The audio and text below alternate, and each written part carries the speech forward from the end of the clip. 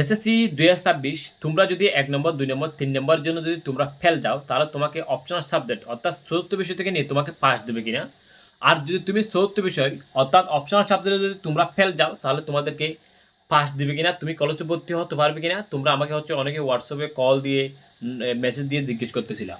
আজকের এই ভিডিওতে সে বিষয় নিয়ে আলোচনা করব এবং তার সাথে আলোচনা করব তোমরা অনেকে ওএমআর সিটে বৃত্ত ভরাট করো নাই, তাহলে তোমার রেজাল্ট কি আসবে। বুঝতে পারতেছ ভিডিওটা খুবই গুরুত্বপূর্ণ। আমি চাইলে পয়েন্ট আকারে উত্তর দিতে পারি, কিন্তু তোমাকে ব্যাখ্যাটা বুঝতে হবে। এখন বিষয় হচ্ছে 74 বিষয় অর্থাৎ অপশনাল সাবজেক্ট কি। সায়েন্সের হচ্ছে তোমার জীববিজ্ঞান, উচ্চতর গণিত। আর তোমার মানবিকের কৃষি শিক্ষা, তারপর ইতিহাস, অর্থনীতি, কমার্স, যে যেটা নিছে পছন্দ করে যে যেটা নিছে সেটা হচ্ছে অপশনাল সাবজেক্ট।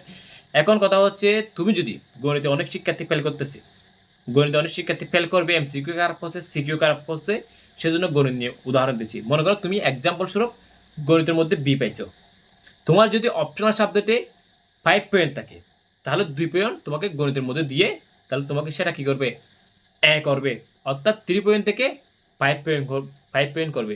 আর যদি তোমার সেক্ষেত্রে মনে করো কোনো একটা সাবজেক্ট ডি থাকে তাহলে তোমাকে সেখান থেকে অপশনাল সাবজেক্ট থেকে 2 পয়েন্ট নিয়ে তোমাকে সি করে দেবে, সি থাকলে তোমার বি করে দেবে, তোমার যদি অপশনাল সাবজেক্টে A+ থাকে। এখন কথা হচ্ছে তুমি যদি দেখো আগে তোমাকে বুঝতে হবে বোর্ডের রেজাল্টটা কীভাবে দেয়। দেখো এমসিকিউ খাতা কাটে কিন্তু ওএমআর মেশিনে, আর সিকিউ খাতা কাটে কিন্তু শিক্ষকে। এই দুইটা কিন্তু আবার বোর্ডে এসে একত্রিত হয়, সিকিউ যোগ করে এমসিকিউ তোমার বোর্ডের মধ্যে যোগ করে, বোর্ডের মধ্যে যোগ করার পরে তোমার তারা রেজাল্টটা দেয়।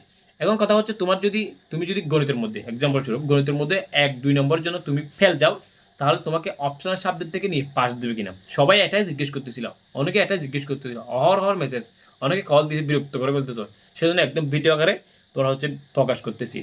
দেখো তুমি যদি পাস করো, তুমি যদি গণিতের মধ্যে যদি ডিএ তুলতে পারো, তোমার যদি অপশনাল সাবজেক্টে যদি A+ থাকে, 5 পয়েন্ট থাকে, তাহলে 2 পয়েন্ট এখানে যোগ করবে। আর যদি তুমি গণিতের মধ্যে ফেল করো, তোমার সিকিউ আলাদা পাস, এমসিকিউ আলাদা পাস, তোমরা তো জানো 30-এর মধ্যে তোমাকে 10 পেতে হবে পাস করতে হলে, আর 70-এর মধ্যে তোমাকে 23 পেতে হবে। তুমি যদি 23 আর 10 নম্বর তুলতে না পারো তাহলে তোমার এই অপশনাল সাবজেক্টের কোনো ভ্যালু নেই, তোমাকে অপশনাল সাবজেক্ট থেকে নিয়ে তোমাকে সেখানে ভর্তি দেবে না তুমি যদি ফেল করো। যদি তুমি পাস করো, কোনো একটা সাবজেক্টে A+ মিস দেয়, তাহলে তোমার যদি অপশনাল সাবজেক্টে A+ থাকে সেখান থেকে 2 পয়েন্ট নিয়ে সেখানে যোগ করবে। কথা কি বুঝছো? ক্লিয়ার?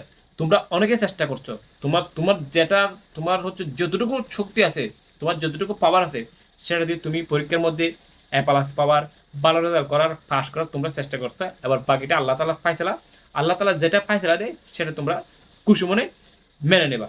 কিন্তু এখন আরেকটা কথা হচ্ছে সাপ্লিমেন্টারি পরীক্ষা, তোমরা পরীক্ষার পরপরই সাপ্লিমেন্টারি পরীক্ষার দাবি তুলবা।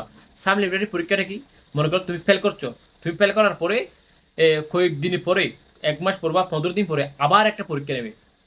অর্থাৎ তুমি যে বিষয়ে ফেল করছো সে বিষয়ে 15 দিনের মাথায়, 1 মাসের মাথায় আবার পরীক্ষা দিতে পারবা। তুমি তোমার বন্ধুদের সাথে সে পরীক্ষা দিয়ে আবার কলেজ চলে যেতে পারবা। আমার কথা কি বোঝা যাচ্ছে? সাপ্লিমেন্টারি পরীক্ষা হচ্ছে তুমি যদি কোনো একটা বিষয়ে ফেল করো তাহলে তুমি 15 দিনের মাথায় বা 1 মাসের মাথায় আবার পরীক্ষা দিয়ে সে বিষয়ে পাস করে তুমি তোমার বন্ধুদের সাথে কলেজে যেতে পারবা। এখন কথা হচ্ছে তোমার তোমরা যারা সে বিষয়ে অবশ্যই আওয়াজ তুলবা, অবশ্যই সে বিষয়ে তোমরা আওয়াজ তুলবা, আমি আওয়াজ তুলবো সাপ্লিমেন্টারি পরীক্ষা নিয়ে। কারণ অনেক অনেক শিক্ষার্থী এমসিকিউর মধ্যে খারাপ পড়ছে, সিকিউর মধ্যে খারাপ পড়ছে। এখন কথা হচ্ছে যারা তোমার বৃত্ত ভরাট করো নাই, ওএমআর সিটি বৃত্ত ভরাট করো নাই, তুমি যদি লেখে থাকো বৃত্ত ভরাট না করো, আর বৃত্ত ভরাট করো লেখো নেই, তুমি যদি যে কোনো একটা করো থাকো সেখান থেকে, তাহলে তোমার রেজাল্ট চলে আসবে। বুঝছো আমার কথা? যে কোনো একটা যদি বৃত্ত ভরাট করা থাকো, যদি লেখা থাকো, যে কোনো একটা করে থাকলে, একদম না লেখলে না, যদি যে কোনো একটা করে থাকো তাহলে তোমার রেজাল্ট চলে আসবে। দেখা হচ্ছে পরবর্তী ভিডিওতে, ততক্ষণ যে ভালো থাকবা, সুস্থ থাকবা। নিশ্চয় আল্লাহ তাআলা সর্বোত্তম পরিকল্পনাকারী, এত হতাশ হওয়ার কিছু নাই। আল্লাহ যদি চাই, তুমি যদি এমসিকিউতে খারাপ করো, আল্লাহ যদি চাই তোমাকে সাপ্লিমেন্টারি শিক্ষামন্ত্রীর কাছে আমরা দাবি রাখবো, আমরা আওয়াজ তুলবো যারা সাপ্লিমেন্টারি পরীক্ষাটা চালু করে। আল্লাহ হাফেজ, আসসালামু আলাইকুম আ রহমতুল্লাহ।